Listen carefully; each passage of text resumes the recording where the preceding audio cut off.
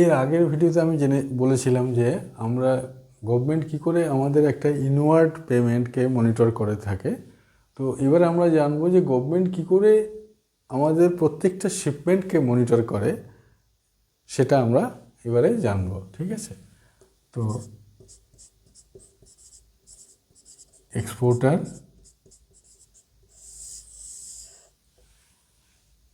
এখানে ধরুন এডি ব্যাংক আছে, এখানে ধরুন কাস্টমস আছে, কাস্টমস ইডিআই আইসগেট পোর্টাল। হ্যাঁ,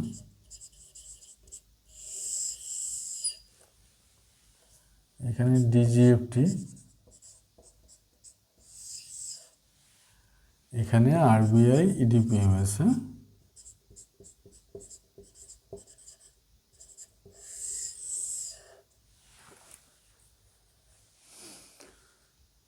আপনি যখনই এডি ব্যাংকে ফরেন অ্যাকাউন্ট ওপেন করলেন, ইএফসি অ্যাকাউন্ট ওপেন করলেন, তখনই আপনার ডাটাটা এডি ব্যাংকের সমস্ত কিছু জানলো। সাইমালটেনিয়াসলি আপনি যখনই আইএসি ইস্যু করলেন, তখনই আপনার সমস্ত ডিটেলস ডিজিএফটিতে দিতে হলো। এবারে আইএসি এবং এডি ব্যাংক কোড লেটার, হ্যাঁ, এডি ব্যাংক কোড ডিটেলসটা আপনাকে কাস্টমসে রেজিস্টার করতে হয়। তাহলে কি হলো না, আপনার যখনই আপনি একটা ব্যাংকে অ্যাকাউন্ট ওপেন করলেন, ইএফসি অ্যাকাউন্ট, তখনই আপনার ডাটাটা ব্যাংকে রইল। সিমিলারলি যখনই আপনি আইএসি ইস্যু করলেন ডিজিএফটি থেকে, তখনই আপনার ডাটাটা ডিজিএফটির কাছে চলে গেল। এবং এই আইএসি এবং এডি ব্যাংক কোড লেটার যখন আপনি কাস্টমসে রেজিস্ট্রেশন করলেন, তখন কাস্টমসের কাছেও আপনার সমস্ত কিছু ডাটা চলে আসলো। এবং এডি ব্যাংকের সাথে আরবিআই এর একটা ইন্টারলিঙ্ক আছে। আরবিআই কি না, সমস্ত আমাদের ইন্ডিয়ার সমস্ত ব্যাংকে banking rules, regulation, guidelines RBI দিয়ে থাকে। এবং RBI EDPMS, export data processing and monitoring system একটা আছে, যারা কিনা এক্সপোর্টের পুরো ডাটাটাকে মনিটর করে থাকে। তো গভর্নমেন্ট আপনার এই 4টে ডিপার্টমেন্ট আছে যারা আপনার এক্সপোর্ট ডাটাটাকে মনিটর করে থাকে। এবার ধরুন আপনি একটা এক্সপোর্ট করলেন ফরেন বায়ারকে, ঠিক আছে।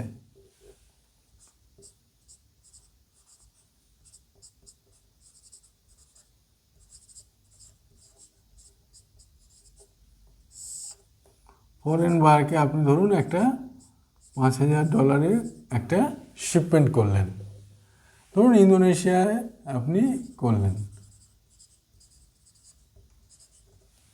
আপনি একটা শিপমেন্ট করলেন, যখনই আপনি কাস্টমসে আপনার একটা শিপমেন্ট করলেন ফরেন বায়ারকে, তখনই আপনার একটা এসবি লিও কপি ইস্যু হবে, ঠিক আছে। এসবি লিও কপি, ঠিক আছে। কাস্টমসের যে ডিপার্টমেন্ট আছে, যখনই কাস্টমস অফিসার আপনার গুডসটাকে ইন্সপেকশন করে যখনই আপনার এসবি লিও কপি ইস্যু হয়ে যাবে, তখনই সেটা শিপমেন্ট হয়ে গেল। এরপরে আপনার একটা আপনি শিপমেন্ট হয়ে যাওয়ার পরে আপনার শিপিং কোম্পানিকে আপনার গুডসটা হ্যান্ডওভার করে দিলে, সে আপনাকে একটা বিএল ইস্যু করলো, তারপরে আপনার ভেসেলে মাল চলে গেল, এক্সপোর্ট হয়ে গেল। যখনই এক্সপোর্ট হয়ে গেল, তখনই আপনি কি করলেন না, এই এডি ব্যাংকে আপনার সমস্ত ডকুমেন্ট, মানে invoice, packing list, BL, SB LEO copy,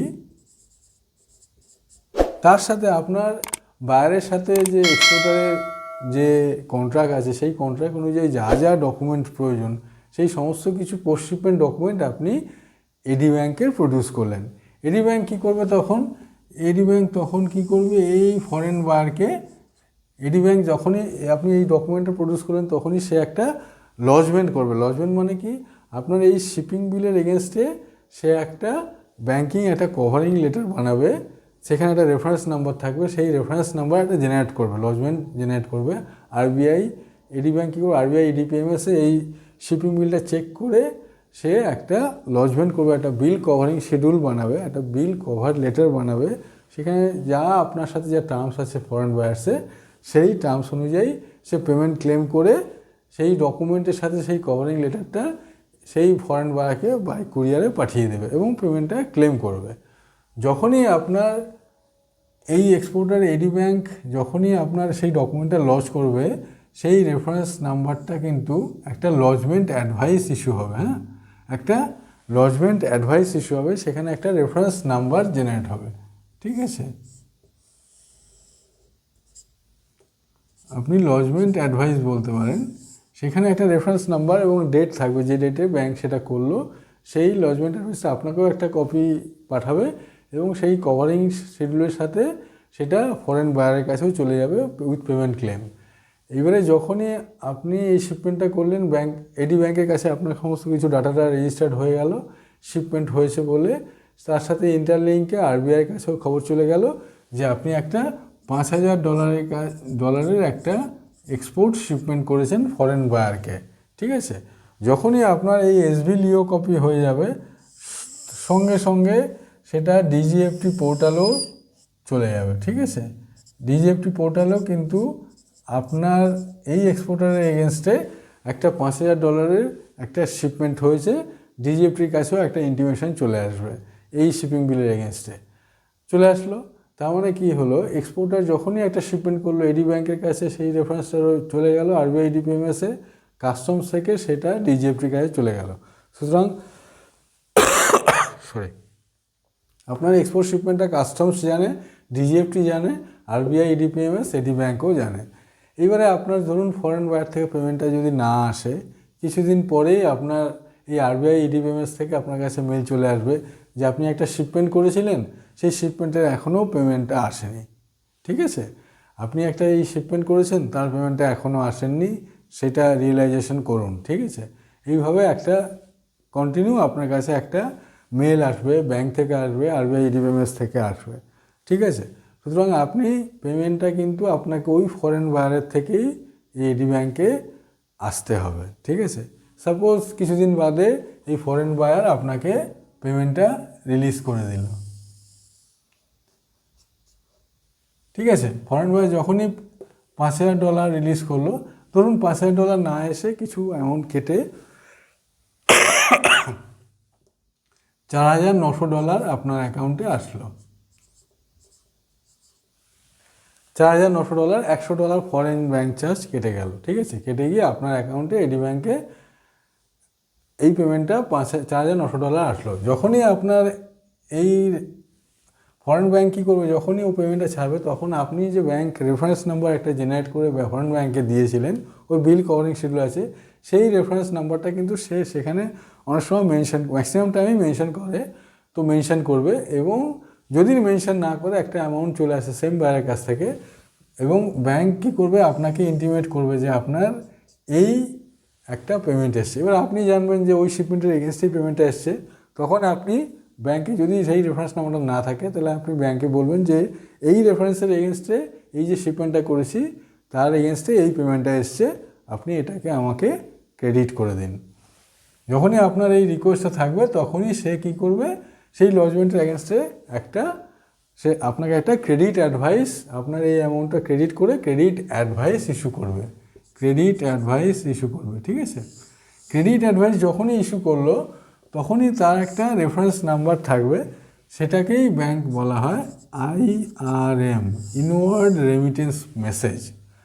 যখনই পেমেন্টটা আপনার অ্যাকাউন্টে, মানে আপনার যে EFC ডলার অ্যাকাউন্ট আছে,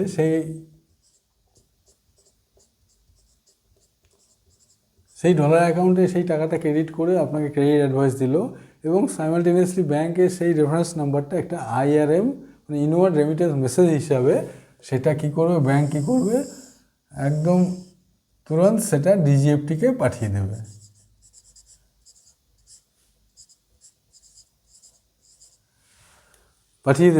যে এই এক্সপোর্টারের এগেনস্টে এই শিপমেন্ট, এই বায়ারের কাছ থেকে আমি এত ডলার পেলাম। এইবারে ডিজিএফটির কাছে কিন্তু এই 4,900 একটা বায়ার্সের নাম রইলো, সেই সেম বায়ার্সের নাম রইলো, আবার সাইমালটেনিয়াসলি এই শিপমেন্ট হয়েছে $5,000, সেম বায়ারের নাম রইলো, কিন্তু এখনও ডিজিএফটির কাছে সেটা লিঙ্ক হয়নি যে এটা কি না, সেটা কিন্তু ডিজিএফটি জানে না। এইবারে আপনাকে কী করতে হবে, তখন এই এক্সপোর্টার কী করবে, ডিজিএফটিতে গিয়ে, ডিজিএফটির পোর্টালে গিয়ে তাদের একটা ইবিআরসি পেজ আছে, ঠিক আছে, সেই পেজটা ওপেন করে ইলেকট্রনিক ব্যাংক রিয়েলাইজেশন সার্টিফিকেট একটা পেজ আছে, সেইখানে গিয়ে একটা বিআরসি পেজ আছে, সেইটা ওপেন করে এই আইআরএম রেফারেন্সটা মারলেই এই অ্যামাউন্টটা চলে আসবে। তার সাথে আপনি যখনই চলে আসবে তখনই তার সাথে আরও অনেক কিছু ডাটা ফিল আপ করতে হবে আপনাকে। এই এসবি লিও কপির ডিটেলসটা কিন্তু আপনাকে ওই পোর্টালে বিআরসির যে পেজ থাকবে সেখানে ডাটাটা ফিট করতে হবে। এসবি লিও কপি ডাটাটা ফিট করলে কী হবে, ওই আইআরএম এর সাথে এই এসবি লিও কপি যে $5,000 শিপমেন্ট হয়েছে সেটার সাথে এখানে অ্যাডজাস্ট হয়ে একটা ব্যাংক রিয়েলাইজেশন সার্টিফিকেট ইস্যু হয়ে যাবে আপনার ফেভারে ডিজিএফটি পোর্টাল থেকে। তাহলে কি হলো যে এই শিপমেন্টের এগেনস্টে ব্যাংক যে আইআরএম রেফারেন্স নাম্বারটা দিয়েছে তার এগেনস্টে সে অ্যাডজাস্টমেন্ট হয়ে গেল ডিজিএফটি পোর্টালে, মানে আপনার কোনো লায়াবিলিটি রইল না ডিজিএফটি পোর্টালে।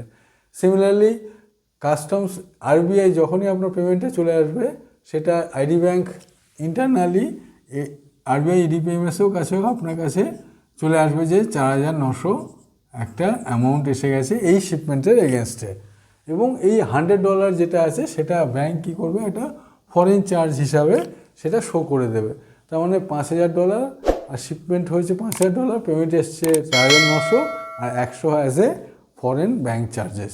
তার মানে কী হলো, আপনার শিপমেন্টের সাথে এই পেমেন্টটা অ্যাডজাস্টমেন্ট হয়ে গেল আপনার ব্যাংকে, আপনার ব্যাংক থেকে আরবিআই ইডিপিএমএসে জেনে গেল, সাইমালটেনিয়াসলি ডিজিএফটিতে কাস্টম থ্রু যে ডিজিএফটি জেনেছিল সেটাও কিন্তু 5,000 যে শিপমেন্ট হয়েছে সেইখানেও কিন্তু আপনার পেমেন্টের অ্যাডজাস্টমেন্টটা হয়ে গেল। তার মানে আপনার আর কোনো গভর্নমেন্টের কোনো ডিপার্টমেন্টে আপনার আর কোনো লায়াবিলিটি রইল না এই শিপমেন্টের এগেনস্টে, জিরো লায়াবিলিটি হয়ে গেল। এটাই হচ্ছে শিপমেন্টের প্রসেস। তার মানে কি আপনি যখনই শিপমেন্ট করলেন তখনই তার ডকুমেন্টটা আপনার এডি ব্যাংকে প্রডিউস করতে হবে, এডি ব্যাংক সেটা ক্লেম করবে ফরেন বায়ারকে, ফরেন বায়ার থেকে যখনই পেমেন্টটা আসবে আপনি এডি ব্যাংকে বলবেন, এডি ব্যাংক কী করবে আপনার ডিজিএফটিকে সেটা জানিয়ে দেবে, সাইমালটেনিয়াসলি আপনার আরবিআই ইডিপিএমএসে জানিয়ে দেবে। তাহলে আপনার একটা শিপমেন্টের এগেন্সটে কীভাবে আপনি তার লায়াবিলিটি কমপ্লিট করবেন গভর্নমেন্ট পোর্টালে, এইভাবেই আপনাকে করতে হবে।